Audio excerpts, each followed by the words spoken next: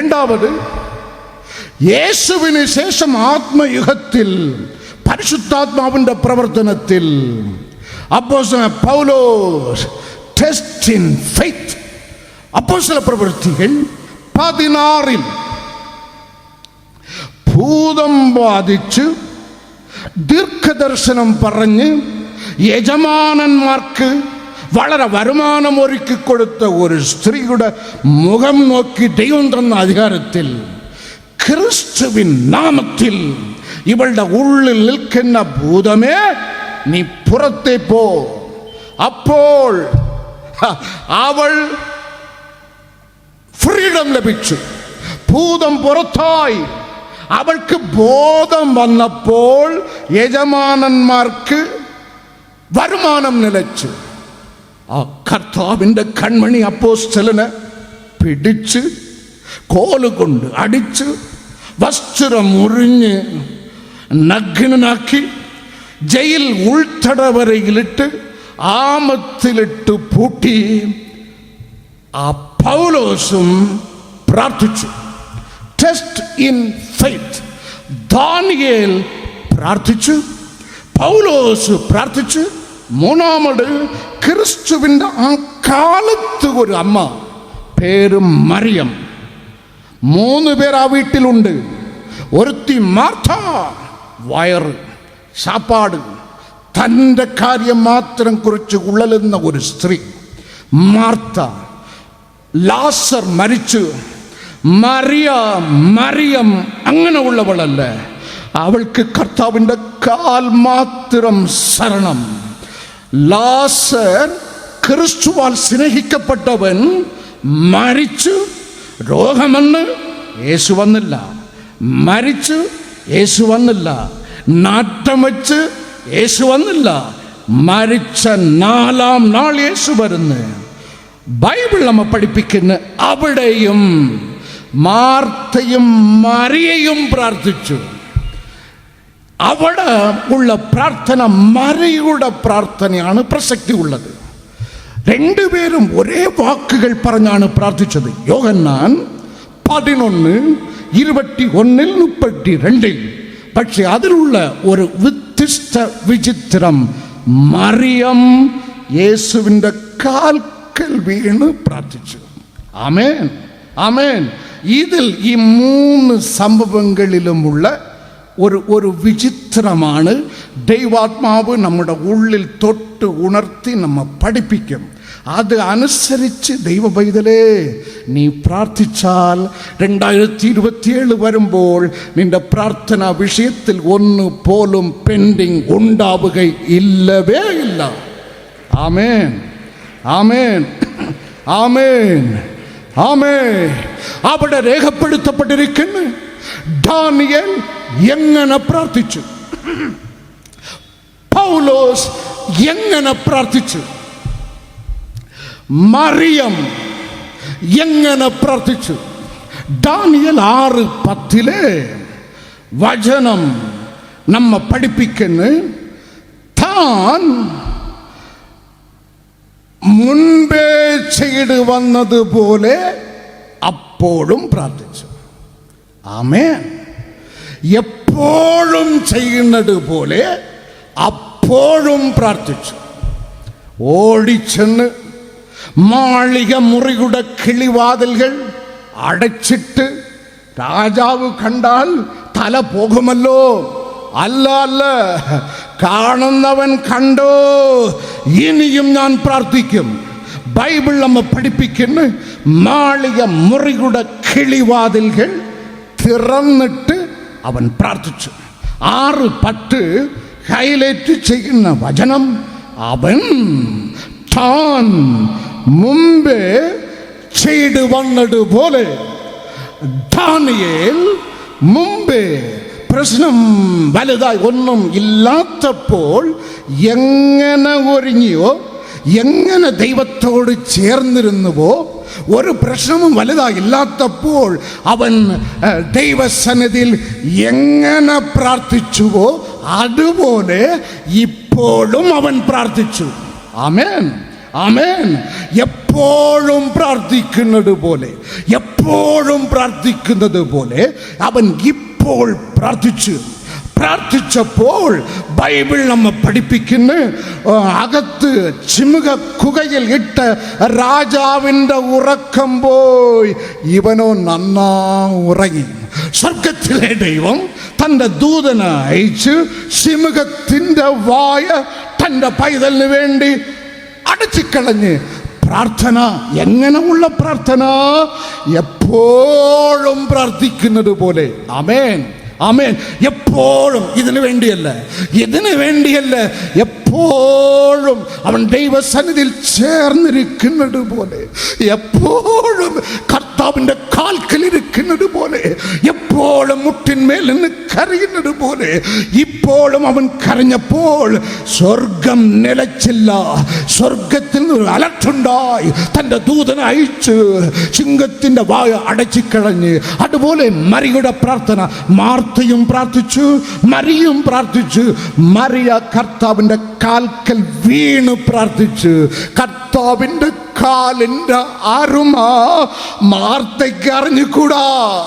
അവൾ ഉപവാസത്തെ പ്രാർത്ഥന സമയത്തിൽ വീട്ടിൽ കിടന്ന് നന്ന ഉറങ്ങുന്നവളാണ്. അവൾക്ക് കർത്താവിൻ്റെ കാലിൻ്റെ അരുമ അറിഞ്ഞുകൂടാ. മറിയ ലൂക്കോസ് 10:38-42 വീട്ടിൽ വന്നപ്പോൾ കർത്താവിൻ്റെ കാൽക്കൽ ഇരുന്ന് നല്ല അംശം തിരഞ്ഞെടുത്ത് ഭക്തിയായ സ്ത്രീ കർത്താവ് വന്നപ്പോൾ കണ്ണിനോട് കാൽക്കൽ വീണ് അവിടെ രേഖപ്പെടുത്തപ്പെട്ടിരിക്കുന്നു, കർത്താവേ, അങ്ങിവിടെ ഉണ്ടായിരുന്നു എങ്കിൽ എൻ്റെ സഹോദരൻ മരിക്കുകയില്ല. ഇതേ പ്രാർത്ഥന തന്നെ മറ്റവളും പറഞ്ഞത്. കർത്താവ് വകവച്ചില്ല. ഇവൾ പറഞ്ഞപ്പോഴോ ഇവൾ പ്രാർത്ഥിച്ചപ്പോഴോ കർത്താവും കരഞ്ഞ്, കർത്താവ് കണ്ണുനീർ വാർത്ത്. മൂന്നാമത് യേശുവിൻ്റെ കാലം കഴിഞ്ഞ് പരിശുദ്ധാത്മാവിൻ്റെ പ്രവർത്തന കാലത്ത് പൗലോസിനെ പിടിച്ച് ആമത്തിൽ പൂട്ടി ജയിലിലിട്ട് അവിടെ രേഖപ്പെടുത്തപ്പെട്ടിരിക്കുന്ന അപ്പോസ്തല പ്രവൃത്തികൾ 16-25 പൗലോസും സീലാസും പാടി പ്രാർത്ഥിച്ച് ദൈവത്തെ സ്തുതിച്ച്. ഇത് അപ്പോൾ മാത്രം ചെയ്തതല്ല. 1 ദശലോക്കിയർ 5-17 പൗലോസിന്റെ ഒരു ക്രമം. എപ്പോഴും ഇടവിടാതെ പ്രാർത്ഥിക്കുന്ന പൗലോസ്. ആമേൻ. അൺചീസിങ് പ്രയർ. എപ്പോഴും ദാനിയേൽ താൻ മുമ്പേ ചെയ്ത് വന്നതുപോലെ അപ്പോഴും പ്രാർത്ഥിച്ചു. മറിയം താൻ എപ്പോഴും ചെയ്ത് വന്നതുപോലെ അപ്പോഴും പ്രാർത്ഥിച്ചു. ബൈബിൾ നമ്മെ പഠിപ്പിക്കുന്നു, പൗലോസോ താൻ മുമ്പേ ചെയ്ത് വന്നതുപോലെ അപ്പോഴും പ്രാർത്ഥിച്ചപ്പോൾ കർത്താവിൻ്റെ കണ്ണുകൾ ജയിലിൻ്റെ അടിസ്ഥാനത്തിൽ പെട്ട് കർത്താവിൻ്റെ കണ്ണ് പട്ടാൽ അവിടെ കുലുങ്ങും. അതാണ് വചനം. കർത്താവിൻ്റെ അഗ്നിയിൽ കണ്ണുകൾ പട്ടാൽ ആ സ്ഥാനം കുലുങ്ങും. ജയിലിൻ്റെ അടിസ്ഥാനം കുലുങ്ങി. ദൈവ പൈതലേ, ഇതിലുള്ള മർമ്മം ഗ്രഹിച്ചു കൊള്ളുക. പല മനുഷ്യർക്ക് ഇല്ലാത്തതും ദാനിയേലിനും മറിയത്തിനും പൗലോസിനും ഉണ്ടായ പ്രാർത്ഥനയിലുള്ള സവിശേഷത ഇന്ന് പുത്താണ്ടില് ദൈവം തമ്പുരാൻ നിന്നോട് കൽപ്പിച്ച് അരുളി ചെയ്യുന്നു. ഇപ്പോൾ മാത്രം പ്രാർത്ഥിച്ചാൽ പോരാ, ഇപ്പോൾ പ്രാർത്ഥിക്കുന്നത് പോലെ എപ്പോഴും നീ പ്രാർത്ഥിക്കണം. ആമേൻ. എന്നാൽ വികൃതം നിറഞ്ഞ നിന്റെ ജീവിതം ദൈവം അലങ്കാരമാക്കി തരും. ഇന്ന് ആളുകൾക്ക് എപ്പോഴും സിനിമാശാല, ഇപ്പോൾ പ്രാർത്ഥന. ചില ആളുകൾക്ക് എപ്പോഴും കള്ള്, കഞ്ചാവ്, മയക്കുമരുന്ന്, മൊബൈൽ കുത്ത്, ഇപ്പോൾ പ്രാർത്ഥന. ചില ആളുകൾക്ക് എപ്പോഴും പാർട്ടി ഓഫീസ്, ഇപ്പോൾ പ്രാർത്ഥന. ചില ആളുകൾക്ക് എപ്പോഴും പള്ളിക്കകത്ത് ഗ്രൂപ്പ് വഴക്ക്, ഇപ്പോൾ പ്രാർത്ഥന. പഠിക്കാൻ വിട്ട ചില പെൺകുട്ടികൾക്ക്, ചില യുവ അനുജന്മാർക്ക് എപ്പോഴും ലൈനടിച്ച് തകർന്ന് ഇപ്പോൾ പ്രാർത്ഥന. നിന്റെ പരിപാടി എവിടെയും വില പോകും, ഇവിടെ വില പോകത്തില്ല.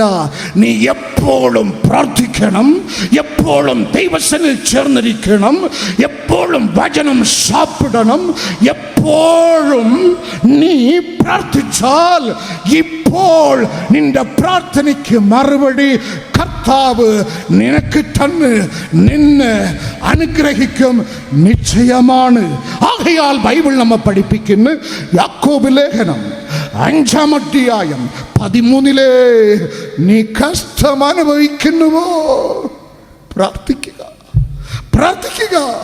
ദാനിയേൽ പ്രാർത്ഥിച്ചതുപോലെ ഈ കറുത്ത പുസ്തകം എടുത്ത് ആത്മാർത്ഥതയോട് ഇറങ്ങി തിരിച്ച ഒരുവനും ഒരു മനുഷ്യന്റെ മുമ്പിലും ലജ്ജിക്കേണ്ടി വന്നിട്ടില്ല. എൻ്റെ അപ്പൻ ഒരു ബ്യൂറോക്രാറ്റ് അല്ല, എൻ്റെ അപ്പൻ ഒരു പാസ്റ്ററുമല്ല, എൻ്റെ അപ്പൻ ഒരു കൂലി വേലക്കാരൻ. പക്ഷെ സുന്ദർ സിംഗിന് 20 പ്രാവശ്യം വിദേശ രാജ്യങ്ങളിൽ കൊണ്ടുപോയി കറുത്ത പുസ്തകം. ഇന്ന് കേരളത്തിലും ഇന്ത്യയിലും അറിയപ്പെടുന്ന ആദ്യ 10 വ്യക്തികൾ, അത് പോലീസ് ഡിപ്പാർട്ട്മെന്റ് ആയിരിക്കാം, ജുഡീഷ്യറി ആയിരിക്കാം, പോളിറ്റിക്സ് ആയിരിക്കാം, സുന്ദർ സിംഗിന്റെ മുമ്പിൽ മുട്ടുകുത്തി അനുഗ്രഹം പ്രാപിച്ചവരാണ്. കാരണം ഇതിൻ്റെ അകത്ത് അടങ്ങിയിരിക്കുന്ന മർമ്മം വലുതാണ്. നീ പോകുന്ന റൂട്ടിൽ നിന്നെ അഴിച്ചു വിടാനല്ല കർത്താവിനെ അഭിഷേകിച്ചത്, നീ പോകേണ്ട റൂട്ടിൽ നിന്നെ വഴികാട്ടുവാനാണ് കർത്താവിനെ അഭിഷേകിച്ച് ഇവിടെ വിട്ടിരിക്കുന്നത്. ആമേൻ, ആമേൻ, ആമേൻ, ആമേൻ. പുറപ്പാട് പുസ്തകം 25-ാം അധ്യായം 8 മുതൽ 20 വരെ ഒരു മർമ്മമുണ്ട്. മോശയെ ദൈവം തന്റെ അടുക്കൽ വിളിച്ചു, ഞാൻ വസിക്കുവാൻ ഒരു സാങ്ച്വറി, ഒരു വിശുദ്ധ മന്ദിരം മോശേ ഉണ്ടാക്കണം. അതിലെ ദ ആർക്ക് ഓഫ് കോവനന്റ് അല്ലെങ്കിൽ ദ ആർക്ക് ഓഫ് ടെസ്റ്റിമണി, സാക്ഷ്യപ്പെട്ടകം അല്ലെങ്കിൽ നിയമപ്പെട്ടകം, 2.5 അടി മുളം നീളം, 1.5 മുളം വീതി, അതേപോലെ ഉയരം. അതിൻ്റെ അകത്ത് 40 ആണ്ടുകൾ തൻ്റെ കൈയുടെ പ്രവൃത്തിയുടെ ഫലം ജോഷുവ 5:12 ലഭിക്കുന്നത് വരെ സ്വർഗത്തിലെ ദൈവം വർഷിപ്പിച്ച മന്ന, പൊൻകിണ്ണത്തിൽ ഒരു മന്ന. നമ്പർ 1, മോശയ്ക്ക് ദൈവം വരച്ച് നൽകിയ 10 കൽപ്പനകൾ അടങ്ങിയ 2 കൽപ്പലകകൾ. നമ്പർ 2, 3, അഹരോൻ ദൈവവേലക്കാരന്റെ അതോറിറ്റി പ്രസ്താവമാക്കുന്ന തെളിർക്കുന്ന വടി. 3 നിയമപ്പെട്ടകം അല്ലെങ്കിൽ സാക്ഷ്യപ്പെട്ടകത്തിനകത്ത് അതിൻ്റെ മുകളിൽ ഒരു ലിഡ്, ശുദ്ധ തങ്കം കൊണ്ടുള്ള കൃപാസനം. കൃപാസനത്തിലെ തങ്കം കൊണ്ടുള്ള 2 സെരൂബിനുകൾ, 2 സെരൂബുകളുടെ ഈ 2 ഇറക്കകൾ സ്വർഗം നോക്കി ഉയർന്നിരിക്കണം. നിനക്ക് 2 കൈ തന്നിട്ടുണ്ടല്ലോ, നിനക്ക് 2 കൈ തന്നിട്ടുണ്ടല്ലോ. സെരൂബുകളുടെ 2 തങ്കത്താൽ നിർമ്മിതമായ കൃപാസനത്തിൻ്റെ 2 അറ്റത്തും ഇരിക്കുന്ന സെരൂബുകളുടെ ഇറക്കുകൾ 2 സദാ ഉയരത്തിൽ നോക്കിയിരിക്കണം. ഈ കൈ തന്നിരിക്കുന്നത് മൊബൈൽ കുത്താനല്ല, ചെറുപ്പക്കാരി ലൈനടിക്കാനല്ല. ഈ 2 കൈയും തന്നിരിക്കുന്നത് നിന്റെ കരം, കൂപ്പുകരം സദാ സ്വർഗം നോക്കിയിരിക്കണം. ഇറക്കുകൾ സ്വർഗം നോക്കിയിരിക്കുന്നത് പോലെ അവിടെ രേഖപ്പെടുത്തപ്പെട്ടിരിക്കുന്നു. പുറപ്പാട് 20:19-20 സ്വരൂപുകളുടെ മുഖം എപ്പോഴും കൃപാസനത്തെ നോക്കിയിരിക്കണം. ആമേൻ. എന്താണ് കൃപാസനം? പുതിയ നിയമ കൃപാസനം എന്താണ്? റോമർക്ക് എഴുതിയ ലേഖനം 3-ാം അധ്യായം 25-ാം വചനത്തിൽ ബൈബിൾ നമ്മെ പഠിപ്പിക്കുന്നു, ക്രിസ്തുവിനെ തകർത്ത് അത് മുഖാന്തരം അതിൽ വിശ്വസിക്കുന്നവരുടെ പഴയ പാപവും അക്രമവും എഴുതിത്തള്ളി മോചിച്ച് വീണ്ടെടുത്ത് ദേവാദി ദൈവത്തിൻ്റെ നീതി ക്രിസ്തു മുഖാന്തരം പ്രദർശിക്കപ്പെട്ട സ്ഥാനമാണ് കൃപാസനം. നിന്റെ മുഖം, നിന്റെ ഉള്ള്, നിന്റെ ശ്രദ്ധ പിതാവാം ദൈവം ക്രിസ്തുവിനെ തകർത്ത് നിനക്ക് വേണ്ടി നീതിയെ പ്രദർശിപ്പിച്ച ആ കൃപാസനം, രക്ഷയുടെ പദ്ധതി, യേശുവിൻ്റെ പൊന്മുഖം. നിന്റെ മുഖം എന്നാളും എപ്പോഴും ദർശിച്ചു കൊണ്ടേയിരുന്നാൽ നിന്റെ നാളുകൾ, നിന്റെ ജീവിതം വികൃതം ആകുകയേയില്ല. അവൻ അലങ്കാരമാക്കി തരും. ആമേൻ. കൈകൾ ഉയർത്തി, കൈകളെ തട്ടി ശക്തിയോട്. ഐശ 45:22 ദൈവം അരുളി ചെയ്യുന്ന, നീ മറ്റ ഒന്നിനെയും നോക്കരുത്, നീ എങ്കലേക്ക് ദൈവമായ എങ്കലേക്ക് സർവശക്തൻ, സർവവ്യാപി, സർവജ്ഞാനി, സർവത്തിന് നിർമ്മിതാവ്, സദാ ജീവിച്ചിരിക്കുന്നവൻ, ഒരു മനുഷ്യനും ഇവൻ്റെ പൊന്മുഖം കണ്ടിട്ടില്ല, കാണാൻ കഴിയാത്ത അഗ്നികോളത്തിൽ വാസം ചെയ്യുന്ന ദൈവം ഭയങ്കരൻ. ഈ ദൈവത്തിങ്കലേക്ക് നീ നോക്കി രക്ഷപ്പെടുക. എന്താണ് രക്ഷ? എന്താണ് രക്ഷ? യോഹന്നാൻ 3:16 തൻ്റെ ഏകജാതനായ ക്രിസ്തു യേശു എന്നുള്ള ദൈവപുത്രനിൽ വിശ്വസിക്കുന്ന ഏവനും നശിച്ചു പോകാതെ, അതാണ് രക്ഷ. ആമേൻ. നശിച്ചു പോകാതെ ഇരിക്കുന്നതാണ് രക്ഷ. നശിച്ചു പോകാതെ, അല്ലെങ്കിൽ രക്ഷപ്പെടേണ്ടതിന്, നശിച്ചു പോകാതെ നിത്യ ജീവൻ പ്രാപിക്കേണ്ടതിന്. അപ്പോസ്തലർ 24:15. മത്തായി സുവിശേഷം 25:41. മത്തായി സുവിശേഷം 25 അവസാന വചനം. ദാനിയേൽ പ്രവചനം 12:2. യോഹന്നാൻ സുവിശേഷം 5-ാം അധ്യായം 29. മർക്കോസ് 9:48. ഇത് കുറച്ച് വചനങ്ങൾ. ഇതിലെല്ലാം നിത്യനാശത്തിനും നിത്യ രക്ഷയ്ക്കുമുള്ള വ്യത്യാസം അവിടെ ഭയങ്കരമായി രേഖപ്പെടുത്തപ്പെട്ടിരിക്കുന്നു.